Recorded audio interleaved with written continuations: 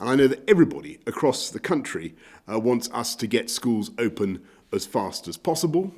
And I can assure you that is the ambition of this government.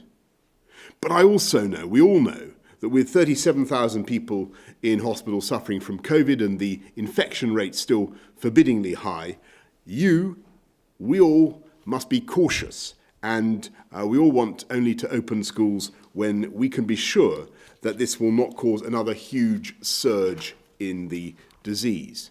Because the problem is not that schools are unsafe. Teachers and head teachers have worked heroically to make sure that they are safe, they are COVID secure. The problem is that, by definition, schools bring many households together, and that contributes to the spread of the virus within the community and drives up the R. And so it follows that if we're to get schools open and keep them open, which is what we all want, then we need to be clear about certain things. We need to be sure that the vaccine rollout is continuing to be successful, as it is. And most important, we need to see the impact of our vaccines on those graphs of mortality. We need to see that they really are saving lives and preventing people from becoming seriously ill. Now, we're confident that that will happen and that the vaccines will have that effect. But to be responsible, we must see the proof. And our current estimates say that the proof will only become visible in the middle of February.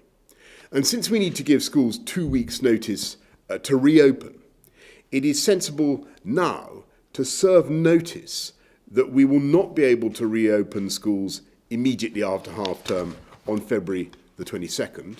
But if we continue to make the progress that we want to see and that we believe we can see, then we hope to begin opening schools on Monday, March the 8th. And so, with every jab that goes in, we're becoming more confident that we will reach our target of offering a first dose to everyone in the top 4 priority groups by the middle of February.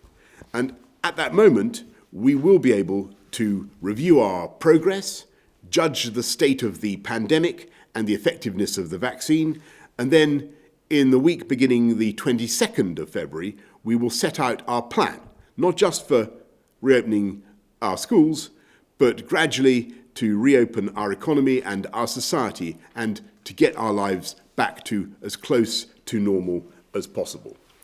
Now, this will be a timetable that is inevitably going to be subject to adjustment, but I believe it will provide clarity and certainty about the way ahead, a roadmap that we can take together and use as a country to defeat the virus and begin steadily to reclaim our lives. We are at a position where the lockdowns have worked. They've slowed this down. They've reached a position where it's reached a plateau and is beginning to decline. And we see that in cases. We're beginning to see it in hospital admissions, and we're beginning to see it in deaths. But it's early days. This isn't coming down quickly. We remain at very high levels, and it's going to take weeks for this to start to come down to really low levels. And on your point, your question about the EU and our friends and partners there, all I can say is that we're very confident in our supplies, we're very confident in our contracts, and we're going ahead on that